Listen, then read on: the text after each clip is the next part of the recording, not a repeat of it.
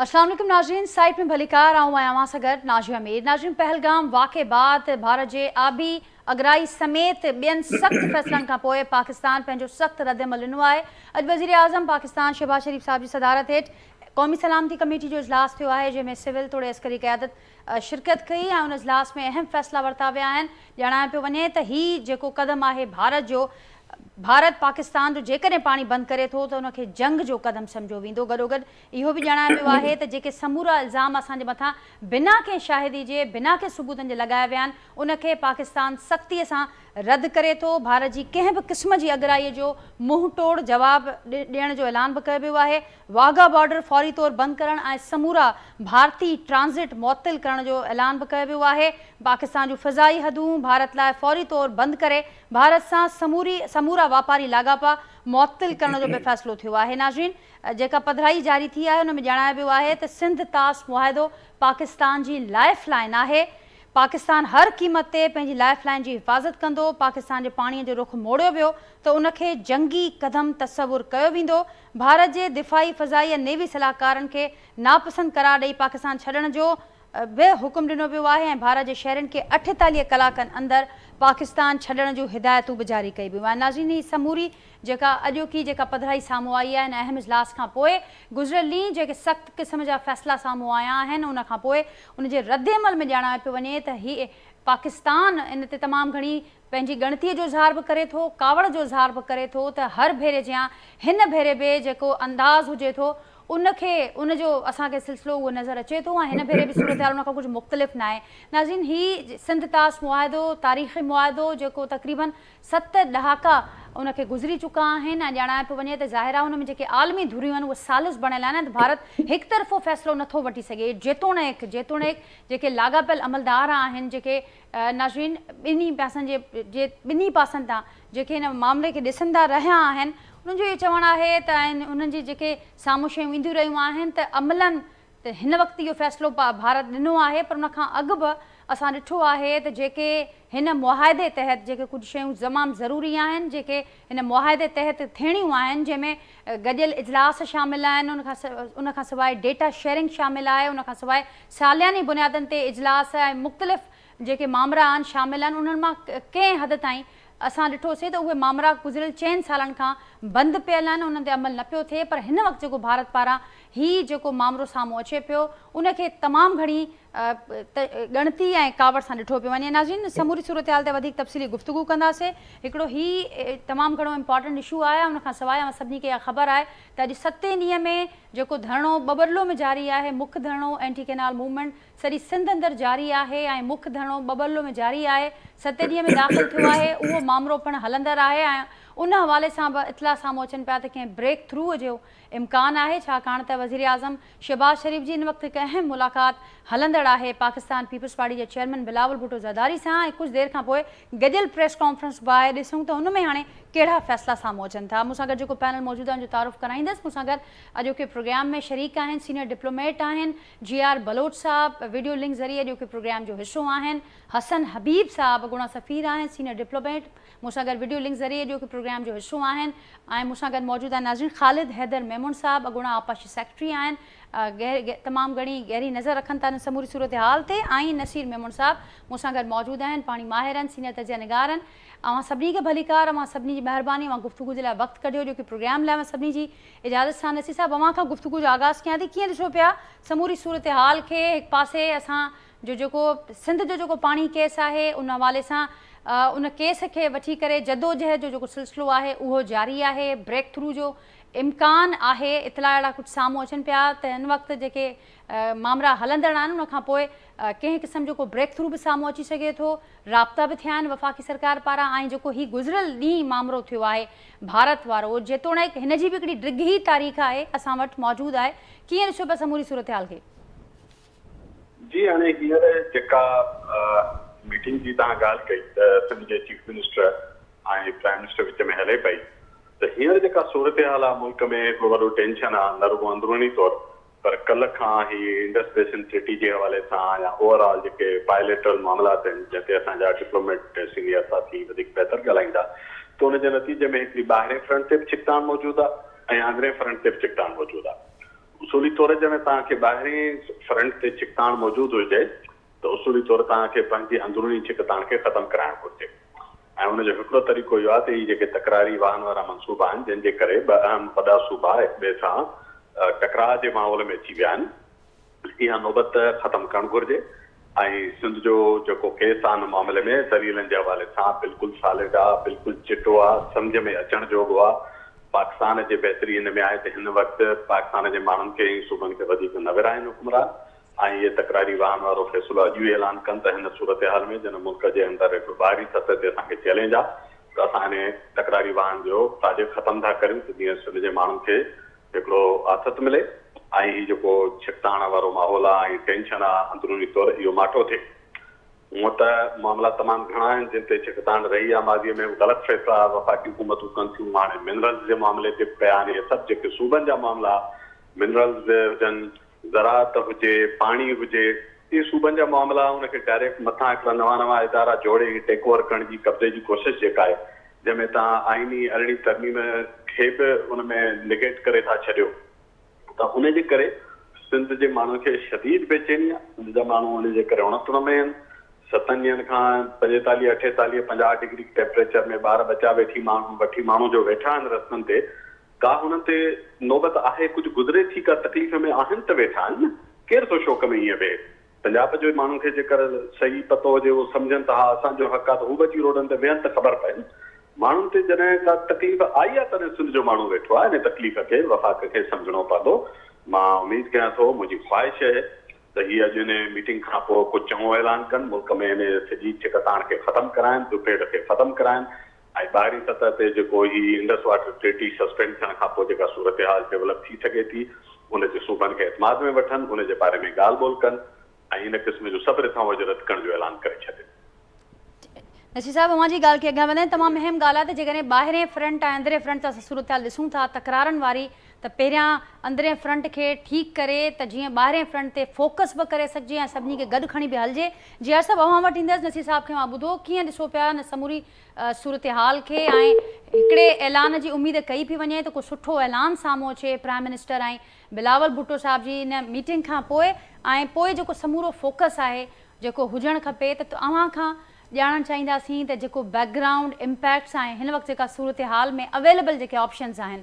कीअं ॾिसो पिया समूरी सूरत हाल खे? सर थैंक यू तव्हां मूंखे पंहिंजे प्रोग्राम में वरितो। बेसिकली पहिरीं ॻाल्हि त मां कंप्लीटली एग्री थो कयां नसीर साहब सां, हिनखे सपोर्ट कंदुसि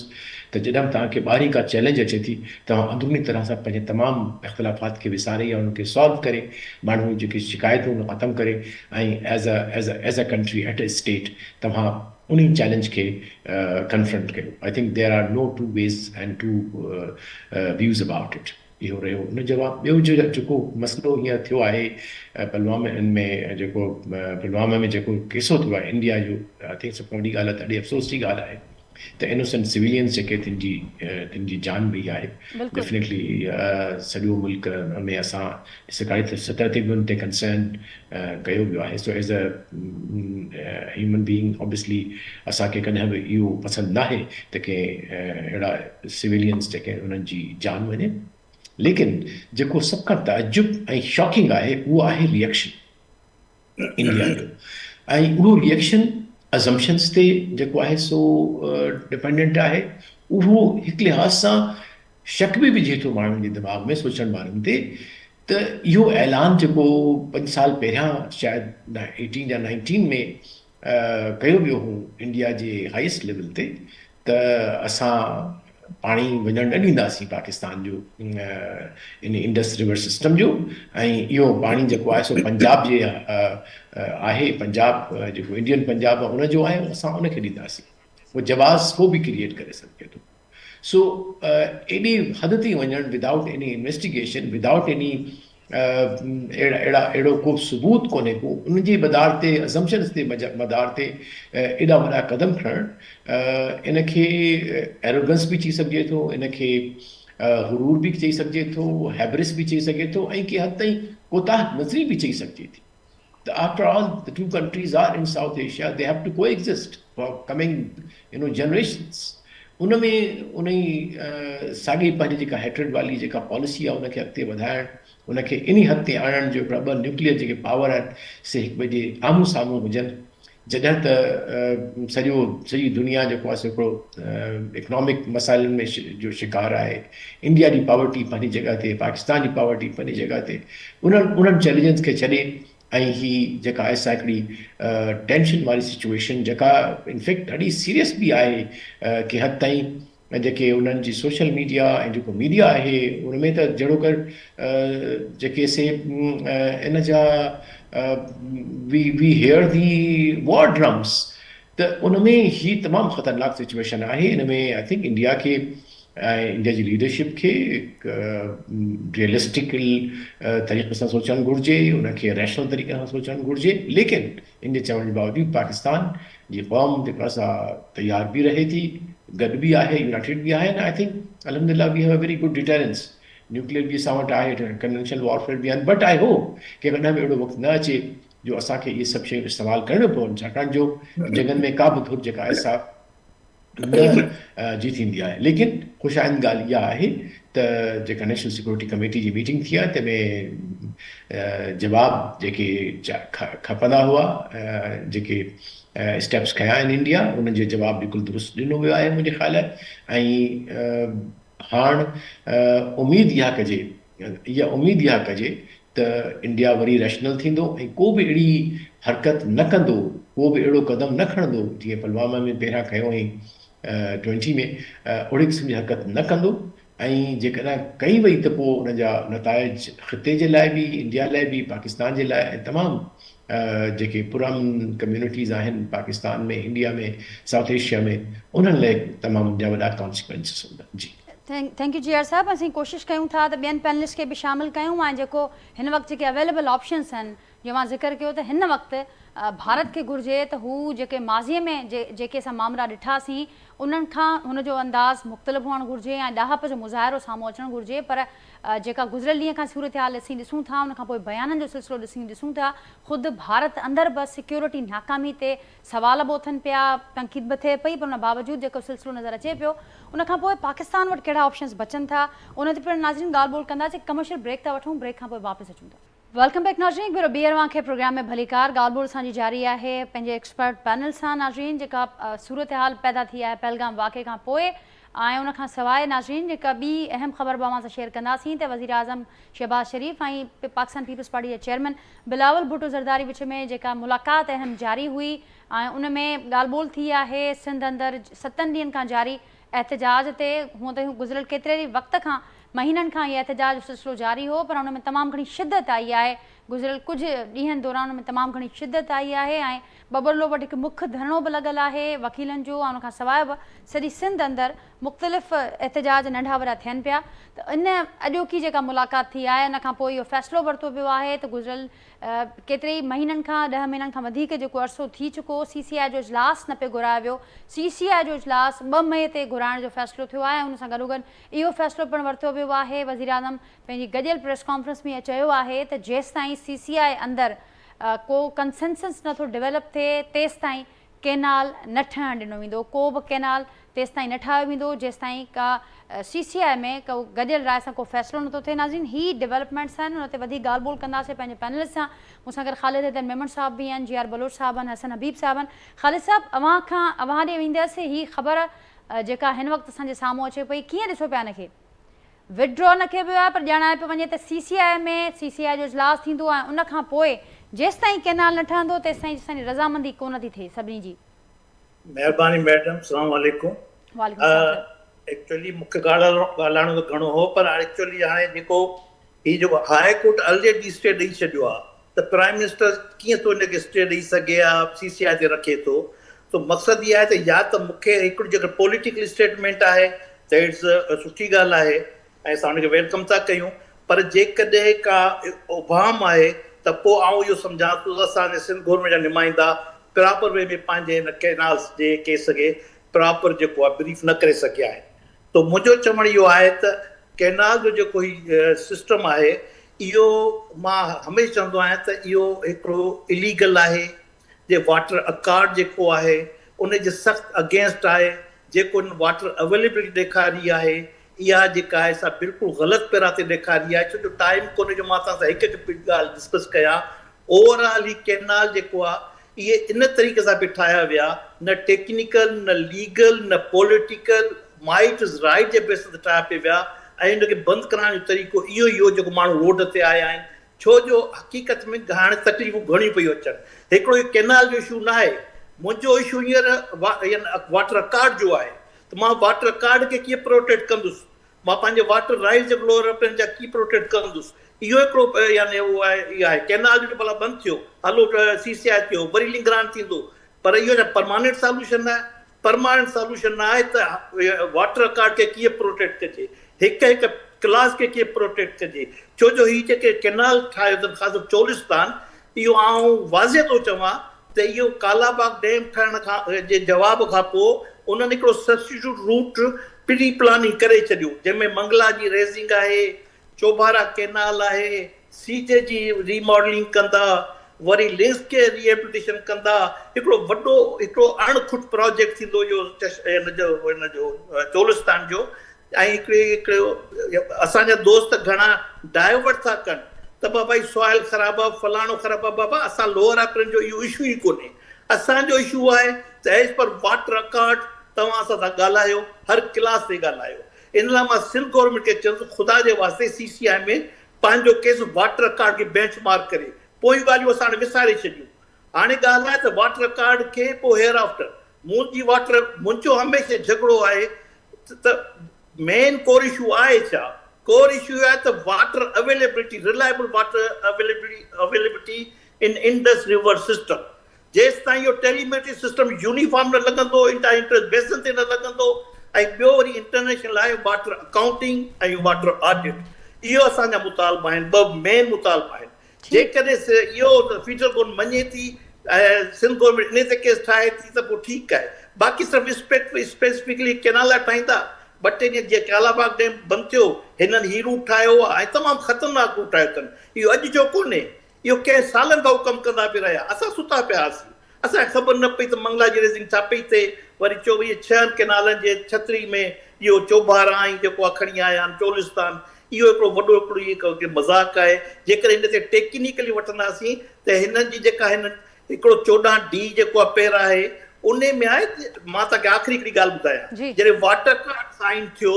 त हिकिड़ो सॼो इंडस बेसन इरिगेशन सिस्टम इंटीग्रल थी वियो। इंटीग्रल माना जेके सिस्टम अची विया असांजो निकाह थी वियो। हाणे अंडर पैरा 2 को सिस्टम अंदरि नथो अची सघे। हा, तव्हां मॉडिफाई कंदो, जेको हिन लिखियो आहे 14D इहो थो चए त पंहिंजे सिस्टम खे विदिन सिस्टम मॉडिफाई कयो। माना रोड़ी कैनाल मां एरिया खणी तव्हां नारा ते वेंदा, रोड़ी कैनाल जो पाणी घटाईंदा, नारा कैनाल जो वधाईंदा। लाइक दिस आहे त उहो सिस्टम 14D ईअं थो चवे। 14D इहो नथो चवे त तव्हां नओं कैनाल खणी अचो। नओं कैनाल तव्हांखे खपे पैरा 4 जे लाइ तव्हांखे सरप्लस वाटर खपे। तव्हां वाटर अवेलेबिलिटी सां ॻाल्हायो, सिंध गवर्नमेंट खे खपे त वाटर अवेलेबिलिटी सां ॻाल्हाए, साल ब साल ॻाल्हाए हींअर पाणी बचियो छा आहे। ऐं ॿियो नंबर ॿी ॻाल्हि जेका चवंदो आहियां त हीअ जेको हीअ शॉर्टेज पीरियड आहे, छा इहा नेचुरल कैलेमिटी आहे? मां चवंदुमि न, इंटायर नेचुरल कैलेमिटी कोन्हे। इन में मेड जेको आहे सो वॾो जाती आहे, उहो 25% आहे, 30% आहे जेको यानी हिन में ठाहियूं इंडस वाटर ट्रीटी में 60 में। उन्हनि हिकिड़ो अॻे ई साइंटिफिक 3D अजीब सिस्टम ठाहे छॾिया, लिंक्स मथां लिंक्स ठाहे छॾिया। सिंध जा ॾिसंदा 14 कैनाल, रोहिणी कैनाल, नारा कैनाल, हुन में ॾिसंदा 3D सिस्टम आहे। भलो हाइड्रोलिक इंजीनियर बि नथो सम्झी सघे आहे। त मुंहिंजो चवणु आहे त असां बजाए ॻाल्हि खे डाइवर्ट करण जे असांखे वाटर अवेलेबिलिटी इन इंडस रिवर सिस्टम ऐं जेको वाटर अकार्ड असांजो बेंचमार्क आहे पोयां जेको थियो ख़तमु। हाणे उन मां 1992 खां वेंदे 1925 ताईं जेका हिन वाटर इहा इंटरनेशनल रिक्वायरमेंट आहे त वाटर अकाउंट ठाहियो, उनजी यानी पैनल ऑफ इंटरनेशनल एक्सपर्ट्स खां जेको आहे सो ऑडिट करायो। इहे यूनिवर्सल हर सिस्टम में आहे, दुनिया जे हर रिवर्स में आहे। त छो इहो वाटर ऑडिट कराइनि, वाटर अकाउंटिंग कराइनि। इर्सा जेको आहे सो ज़्यादती थो करे वापस सां गॾिजी, इर्सा असांजी दुश्मन आहे। उन जेको आहे सो हिकिड़ा त फेक ऐं मैनिपुलेट डिस्चार्ज रिपोर्ट ॾियनि था, तंहिंखां पोइ वरी डबल स्टैंडर्ड यानी ठाहिनि था वाटर अकाउंट। पंजाब जो अलॻि आहे, सिंध जो अलॻि आहे। हाणे हुनखे चेक करण वारो कोन्हे। असां मेंबर सिंधी असांखे चवंदो असांजी मुंहिंजी मजाल कान्हे, चवंदा था एजुकेशन डिपार्टमेंट खे सी असांजी मजाल कान्हे। बाबा न आहे मजाल त पोइ त मार्च करे वेही रहो, कोई जगह जा रोड ते माण्हू वेठा आहिनि, हक़ ते वेठा आहिनि। ठीक ख़ालिद साहब, हाणे इसा में सिंध जो फेडरल मेंबर अचण खां पोइ शायदि जेका सूरत हाल असां ॾिसंदा आया आहियूं ऐं उन में शायदि को फ़र्क़ु पए। उन सां गॾोगॾु अवां ज़िक्र बिल्कुलु सही पिया चयो त फ़ैसिला साज़ इदारनि अंदरि जेका सूरत हाल आहे असां ॾिठो आहे त अक्सरी ते गॾियल राय जे बजाए अक्सरियत राय असांखे वधीक उते फोकस उन ते नज़र अचे पियो, उहा वधीक हावी नज़र आई आहे। गॾोगॾु अवां इहा बि ॻाल्हि कई त मुतालबनि में क्लैरिटी ऐं इन वक़्त में जॾहिं हीउ मौक़ो वञे थो त सिंध जो केस भरपूर नमूने से परमानेंट सोल्यूशन की गाल थियण की सख्त ज़रूरत है। हसन हबीब साहब, आपकी तरफ आऊँगी। आपने खालिद साहब का, जियार साहब का मौक़िफ़ सुना, उससे पहले नसीर साहब ने भी बात की, और इस वक्त ये जो प्रेस कॉन्फ्रेंस जिसका हम जिक्र कर रहे हैं आपके भी सामने है कि गुज़िश्ता कई दिनों से ये एहतजाज चल रहा था। अभी बिलावल साहब का ये कहना है, उनका ये कहना है कि हम बहरहाल ये तो गारंटी लेकर उठे हैं कि फ़िलहाल कोई नया कनाल नहीं बनेगा जब तक रजामंदी नहीं होती। साथ साथ सिंध तास मुआहदे पर भी बात हुई है। ये कहा जा रहा है कि ये जुल्म हम नहीं होने देंगे और ये बहुत बड़ा कदम होगा जिसको हम जंग के मतरादिफ कदम समझते हैं। आप क्या देखते हैं, उसके इम्पैक्ट क्या देखते हैं आप? और आने वाले दिनों में अब जैसे इस तकरार पर मिल बैठने की बात हो रही है, अब आगे ये जो बड़ा एक चैलेंज हमारे सामने आ खड़ा हुआ है, इसको कैसे हैंडल करने की, टैकल करने की ज़रूरत है? बहुत शुक्रिया नजिया प्रोग्राम पे लेने का। नसीर साहब से और हैदर साहब से और जिया बलोच साहब से मैं फुली एग्री करता हूँ। मैं ये शुरू करूंगा 2-3 छोटी चीजें जो इन लोगों ने, इनका पॉइंट ऑफ व्यू बिल्कुल ठीक है। हैदर साहब ने बिल्कुल सही कहा। मैं अपना स्ट्रॉन्ग पॉइंट अकॉर्ड के मुताबिक चाहिए, जो हमारे हिस्से का पानी है वो कोई नहीं ले सकता, उसके लिए वाटर अकाउंट करें, वाटर ऑडिट करें, सारे टेक्निकल करें।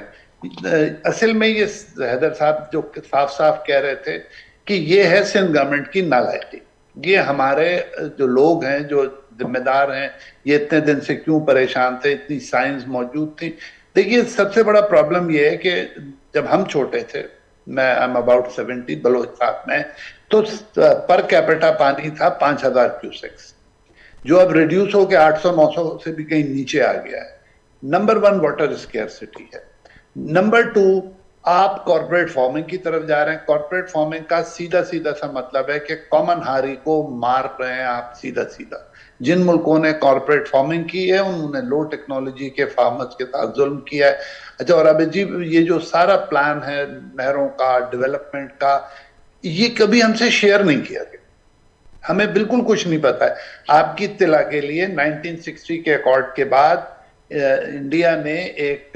राजस्थान कैनाल के नाम से कैनाल बनाई थी अपने डेजर्ट को डेवलप करने के लिए। Total disaster.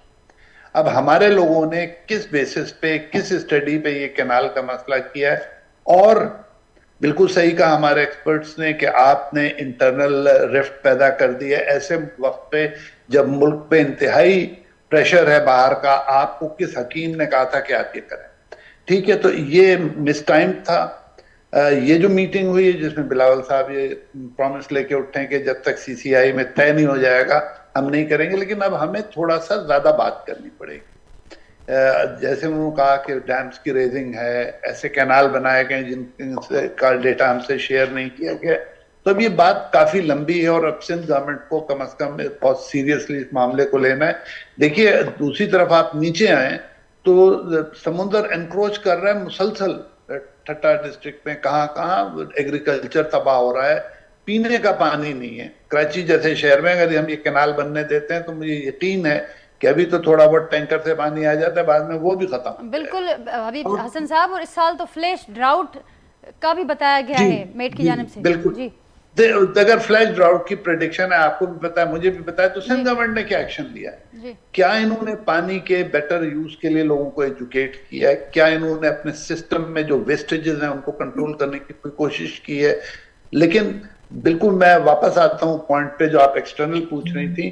कि जिस वक्त हम पर एक्सटर्नल प्रेशर है, हमें चाहिए कि अपने इंटरनल मामला को बहुत तमीज से तय करें और फिर हम एक्सटर्नल थ्रेट की तरफ जाएं। इंडिया के पास कोई राइट नहीं है इंडस वाटर ट्रीटी में कि वो पाकिस्तान का पानी रोके, और बिल्कुल सही ये कहा गया कि इसको हम एक्ट ऑफ वॉर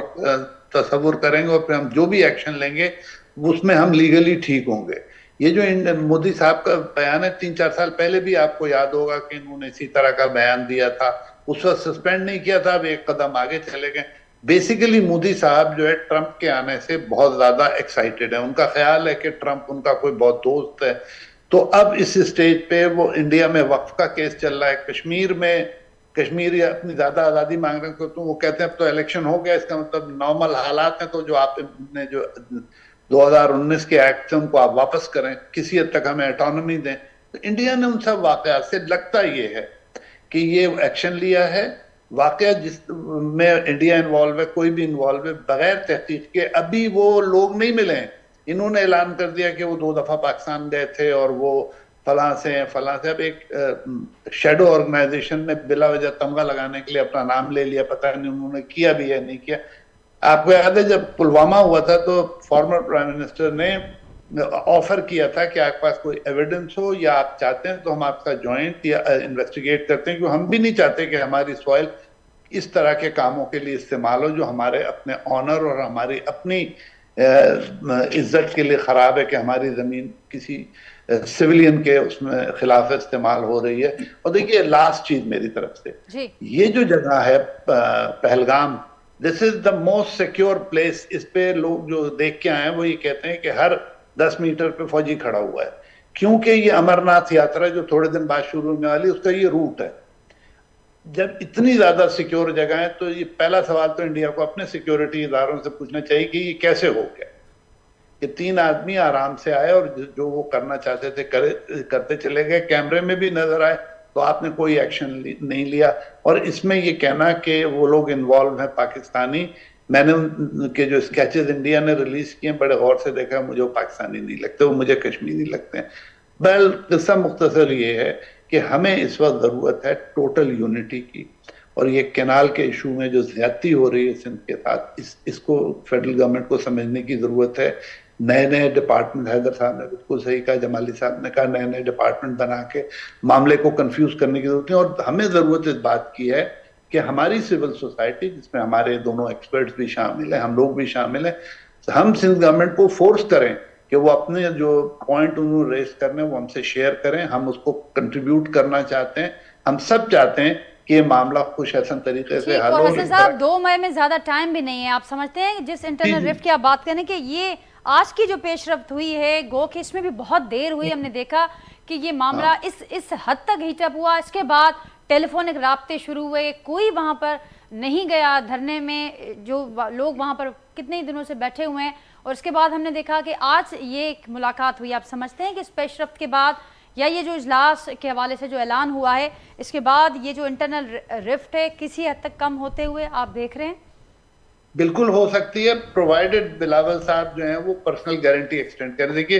मेरे ख्याल जमाली साहब ने, हैदर साहब ने बिल्कुल सही कहा था कि इस गर्मी में 48-50 डिग्री की गर्मी में बच्चे, औरतें, लोग बैठे हुए, वकील बैठे हुए, तो उनको तकलीफ है तो बैठे हैं ना। अब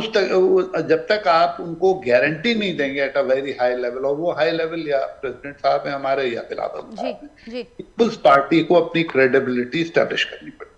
ठीक जी यार साहब, अमां छा चवंदो ऐं ज़ाहिरा हिन सां गॾोगॾु त गारंटी जी बि ॻाल्हि थी ऐं गॾोगॾु इहा बि ॻाल्हि थी त हाणे हिन वक़्तु यूनिटी जी सख़्तु ज़रूरत आहे हिन समूरे सूरत माहौल में, सूरत हाल में, ऐं गॾोगॾु इंटरनल रिफ्ट खे ख़तमु करिणो आहे, ऐं गॾोगॾु ही असां जे लाइ अपॉर्चुनिटी बि आहे त भरपूर नमूने सां सिंध जो जेको पाणी केस आहे उनखे रखी सघिजे थो, ऐं ओवरऑल मुल्क जो जेको क्राइसिस आहे उनखे कहिड़े रीत हल करे सघिजे थो, कहिड़ा मॉडर्न वेज असां एडॉप्ट करे सघूं था इन समूरनि मसइलनि जे हल लाइ। हाणे उन ते बि टेक्निकली अॻियां वधण जी ज़रूरत आहे। ॾिसो नाज़िया, हिन में ॻाल्हि आहे पॉलिटिकल विजन जी, ॻाल्हि आहे लीडरशिप जी, ॻाल्हि आहे इंटेलेक्चुअल एंड मॉरल इंटेग्रिटी जी। इहो कॾहिं बि न हुअणु घुरिजे त हाणे हिकिड़ो ॿाहिरियों थ्रेट आयो आहे, इन करे असां हिन मामले खे जेको असल जेन्युइन जेको मसइलो आहे सिंध जो, ऐं उहो बि असांजो एग्ज़िस्टेंशियल मसइलो आहे, इहो को कोन्हे को त को मामूली मसइलो आहे, असांजी ज़िंदगी जो, असांजे जीवण जो मसइलो आहे। जेकॾहिं उहो जीवण जो मसइलो आहे त पोइ उनखे ज़रूरु सिंसेरिटी सां, मॉरल इंटेग्रिटी सां, प्रोफेशनलिज़म सां ऐं पॉलिटिकल विजन सां सॉल्व करणु घुरिजे, ऐं उन सां तव्हांजो हथु मज़बूत थींदो, ऐं पोइ तव्हां जॾहिं ॻाल्हाईंदो कंहिं बि फोरम ते पंहिंजी एक्सटर्नल थ्रेट्स खे तव्हां साम्हूं रखंदव त तव्हांजो हथु मज़बूत थींदो। जेसिताईं इंडिया जो तालुक़ु आहे त आई थिंक जेका हींअर असांजी स्टेटमेंट आई आहे उनखे माण्हू करे सघे थो कैटेगराइज़ त it is proportionate and it is effective. उन मुताबिक़ ई करणु घुरिजे आहे जो कुझु कयो वियो आहे। न असां वधिया आहियूं अॻिते, न असां वधंदासीं ऐं न घटिया आहियूं as a country, as a state. So मुंहिंजे ख़्याल काफ़ी फर्म जवाबु आहे। उमेद आहे त इन जो मैसेज इंडिया थी वञणु घुरिजे। ऐं ॿी ॻाल्हि इहा आहे त हीअ जेको हींअर इंडिया में अनफॉर्चुनेटली जेका डिस्पेंसेशन आहे political under the BJP RSS जी, जेका उन्हनि जी वॾी कमोडिटी आहे नफ़रत। अनफॉर्चुनेटली उन्हनि जी वॾी कमोडिटी पॉलिटिकल एसेट आहे ई तफ़ावत। उन्हनि जी वॾी जेका पॉलिटिकल स्ट्रेटजी आहे डिवाइड एंड रूल।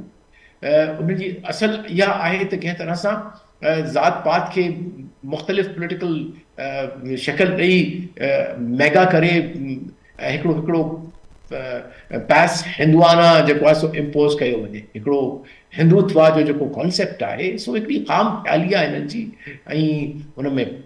सॼे ख़िते जो नुक़सानु आहे, हिंदुस्तान जे ग़रीब माण्हुनि जो नुक़सानु आहे। छाकाणि जो ग़रीब माण्हू जेको उते आहे हुनजो को ॾियणु वठणु कोन्हे। इन सॼी मिलिटरिस्टिक जेके पॉलिसीज़ आहिनि। इनफैक्ट अॼु हींअर ई मां ॾिठी पे हिन जी स्टेटमेंट अरुंधति रॉय जेका हिकिड़ी फिलोसफर बि आहे, इंटेलेक्चुअल बि आहे इंडियन, हुन चयो त हीउ सॼो कुझु खेल जेको आहे सो इंडियन एलीट जो आहे। इंडियन आम माण्हुनि जी का हिन में लेन देन कोन्हे को त वञी खामखा जे लाइ जवाज़ पैदा कयो पाकिस्तान सां विढ़ण जा, जवाज़ पैदा कयो पाकिस्तान ते हिकिड़ो मैन मेड जेको आहे सो कहत जेको आहे सो थोपण जो। I mean, I'm scared that this could be actually a man-made drought that they intend to do, unfortunately. लेकिन पाकिस्तान भी क्लास सां रेड लाइन करे छॾी आहे त it is a question of our existence and our life and death, and it could be termed as an act of war. So I think the message is clear and it should go down well. जी ठीक जी sir, message वाज़े आहे, उनखे सम्झण जी ज़रूरत आहे त छाकाणि त ॿई मुल्क एटमी क़ुवतूं आहिनि ज़ाहिरा। ही जहिड़े तरीक़े सां असां अॻु में बि माज़ीअ में ॾिठासीं भारत पारां जहिड़े क़िस्म जो रवैयो या जेका सोच नज़र अचे थी, उन ते तमामु घणी अॻु बि तमामु घणी गणतीअ जो इज़हार थियो आहे। हींअर बि भरपूर जवाबु ॾिनो वियो आहे ऐं इहो वाज़े कयो वियो आहे त बिना कंहिं एविडेंस जे जेके इहे ॻाल्हियूं साम्हूं अचनि थियूं, इन सां तमामु घणो नुक़सानु हिन ख़िते जे लाइ बि थी सघे थो, इन्हनि मुल्कनि जे ॿिन्ही मुल्कनि जे आवाम जे लाइ बि थी सघे थो। ख़ालिद साहब, हसन साहब खे मां ॿुधो, जियार साहब खे हसन साहब जी ॻाल्हि कई त हाणे जेका 2 मई वारी तारीख़ साम्हूं अचे पई जॾहिं ही केस खणी वेंदा सिंध जो, सिंध सरकार, त हाणे इहा डिमांड बि थियणु घुरिजे उन्हनि खां त ही केस कहिड़े नमूने सां उते रखणु घुरिजे। मुतालबनि जी क्लैरिटी तमामु घणी ज़रूरी आहे ऐं जेकॾहिं उन में एक्सपर्ट्स जी राय शामिल हुजे, उन्हनि खे ऑन बोर्ड वरितो वञे त वधीक बहितर नमूने सां ही केस असीं प्रेज़ेंट करे सघूं था। महिरबानी मैडम, पहिरीं त पंहिंजे पहिरें हुन में मां टर्न में मां इंडस पार्टी जे एक्ट जेको इंडिया कयो आहे उनखे मां as a Pakistani strongly condemn कयां थो। इंडिया खे पाकिस्तान को इंडस वाटर ट्रीटी जो कंहिं पैरा जो कंहिं क्लास जो वायलेशन कोन कयो आहे, को रीज़न कोन्हे जो इंडिया जेको आहे इहो जेको आहे सो कदम खणे। सो इहो तमामु ज़्यादती आहे। ऑन द कंट्री इंडिया जेको आहे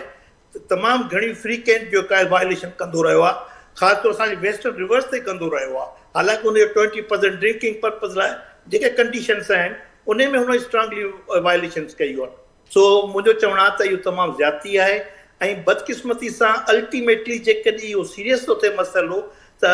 इहो इम्पैक्ट जेको आहे वरी सिंध ते पवंदो। सो असांखे सभिनी खे इन नेशनल काज़ में इनखे कंडेम करणु घुरिजे, पंहिंजे हुकूमत खे स्ट्रांग करणु घुरिजे ऐं जेको बहितर थी सघे असां पंहिंजो उनखे प्ली कयूं। हाणे जेको ख़ालिद साहब गॾोगॾु इते थोरो इहो बि ज़रूरु एड कजो, जीअं मां ॼाणायो त ज़ाहिरा हुनजा जेके इम्पैक्ट हूंदा, जेकॾहिं ही मामिलो वधे थो त पोइ हुनजा जेके लास्टिंग इम्पैक्ट सिंध ते बि पवंदा ज़ाहिरा पूरे मुल्क सां। जीअं उन सां गॾोगॾु इहो बि थोरो ॿुधाइजो त हाणे कुझु फौरी फ़ैसिला त असां ॾिठासीं आया आहिनि, पर उन खां सवाइ ॿिया कहिड़ा अवेलेबल ऑप्शन्स आहिनि? जीअं त ही आलमी धुरियूं हिन में सालिस बणियल आहिनि हिन मुआदे में, त काॾे वञी सघिजे थो, कीअं उते जेको असांजो ओवरऑल मुल्क जो ही केस आहे इनखे किथे रखी सघिजे थो बहितर नमूने? जीअं अव्हां बि ॼाणायो त का वॉयलेशन न थी आहे कंहिं बि क्लॉज़ जी। बिल्कुलु इहो जेको हिन जो हिकिड़ो इंडिपेंडेंट हिकिड़ो इदारो आहे, पर छा आहे जो सिस्टम जी बदकिस्मती आहे। हाणे हिकिड़ो माण्हू आहे हुनखे 3 चार्जिस आहिनि, हाणे जेका इहे कमीशन आहे जेका इंडस वाटर ट्रीट खे इम्प्लीमेंट करण लाइ जीअं असां वटि इर्सा आहे तीअं उनजो हिकिड़ो कमीशन आहे उन खे जेको आहे इंडस कमीशन जेका आहे उन खे जेको आहे सो जेको आहे ही नथा प्रॉपर इंट्रस्ट वठनि प्रॉपर उनखे परसू कनि सो इहा सिस्टम जी बदकिस्मती आहे इन खे सीरियस वठणु घुरिजे ऐं इन लाइ इंडिपेंडेंट हिकिड़ी टीम करणु घुरिजे जेको इन सां प्रॉपर ॻाल्हियूं करे ऐं इहो टेक्निकली लीगल ऐं पॉलिटिकल इशू आहे उनखे इन तरीक़े सां कजे अचूं था केनाल ते इन जा जेके वाटर अल्टीमेट जेको वाटर थ्रेट आहे काबुल रिवर जो बि असां ते आहे